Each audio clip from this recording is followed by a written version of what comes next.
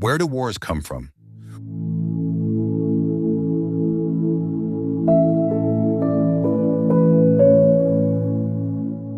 When you impede the process of moving toward equilibrium, the order that should be formed will not be formed for the time being.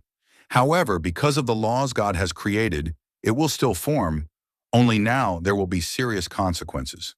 War occurs when the pressure of changing the order exceeds tolerance.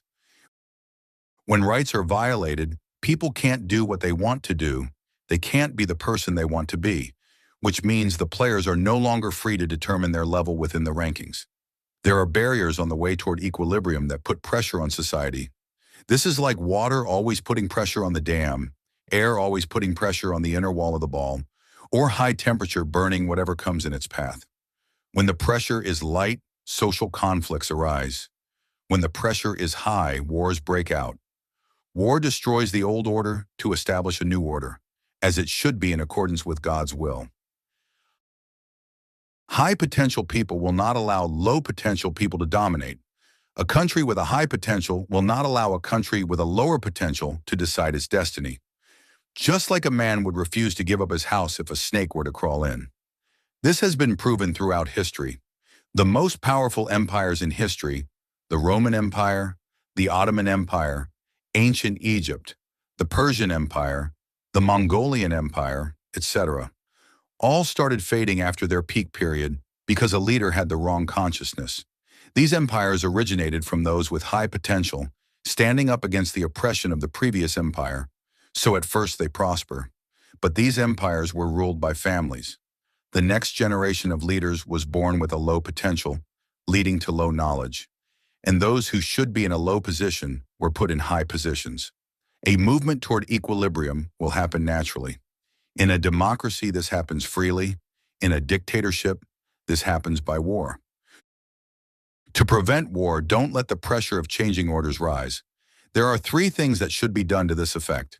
First, we need to let the movement toward equilibrium happen freely through freedom, democracy, and human rights. Second, we need to respect the order. If God has given you a mission, don't hesitate to take it on. Putting someone with low potential in a high potential position is a crime. The efforts of presidential candidates racing to the top and the efforts of companies to dominate the market are commendable. Internationally, the top country in the order will make many decisions that affect the war.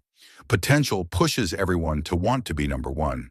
But war only happens when everyone superstitiously believes that they are number one. The top country must maintain its strength not to wage war, but to let those who are superstitious know that their strength is not enough to make them number one. This will prevent war. Even if a war happens, the conflict will soon end with minimal loss. Just like a snake will run away to avoid fighting with humans because it knows it will lose. Humans use their power not to hunt snakes, but to let them know that in a war with humans, they will lose, so they need to change their behavior. We see that the snakes would die if they tried to fight in a war with us.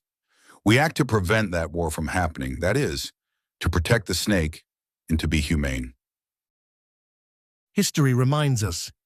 In September 1938, British Prime Minister Neville Chamberlain returned from Munich declaring that he had obtained peace for our time.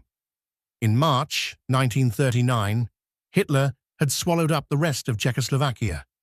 In September 1939, Hitler invades Poland, initiating World War II in Europe. Peace is not in the mouth of the idealist. Third, we should divvy up the areas we live in. The snake should live in the snake's house, and man should live in man's house. The way to peaceful coexistence with snakes is to avoid accidentally stepping on them, not by trying to explain to the snake that you just want to live peacefully. In civilized countries, you can call animal protection or the police to come and catch a snake and take it away. That would be good for everyone involved. To do this, countries' immigration barriers should be reviewed. Imagine how much easier it would be to choose where you want to live and who you want to live with. Because of the Big Bang, people are constantly drifting further and further apart. In the early days of civilization, we only argued about hunter-gatherer issues. Today, we argue about too many things: the origin of the universe, money, children, ethics, vaccines, globalization, energy sources, climate change, cryptocurrency, elections. So many things cause conflicts. This has led to the increasing divorce rate and social divisions around the world. To put it simply, in the early days of civilization, a person with the lowest potential and a person with the highest potential could live together, but now they cannot. The nationalist model is no longer relevant and will be abolished. It is better for a nation to be built by like-minded people than by people of the race. From ancient times up to now, people have wanted equality in society out of love. No one wants to see their fellow humans become lost.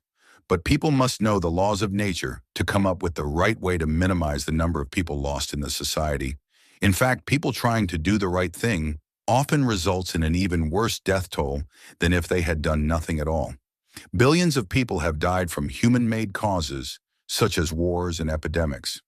The man on the bridge who killed a person to save the lives of others didn't know that his act would lead to consequences later down the road. The best way to deal with the trolley story is to do nothing.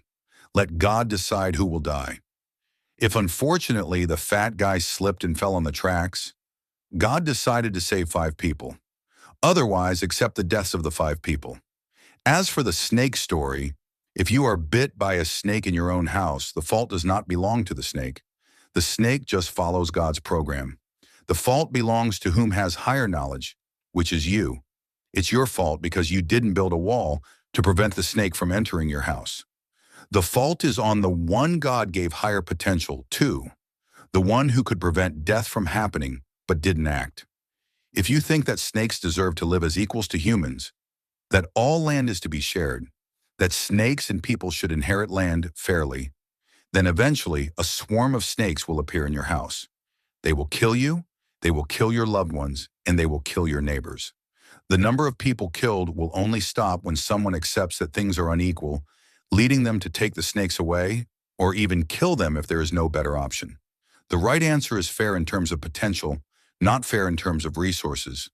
Things are unequal, but unequal doesn't mean unfair.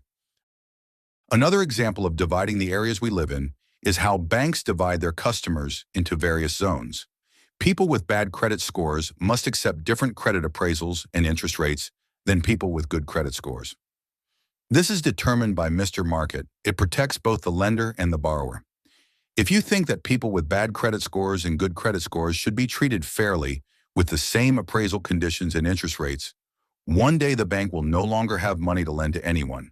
Everyone, lenders, people with bad credit scores and people with good credit scores, will reach a dead end.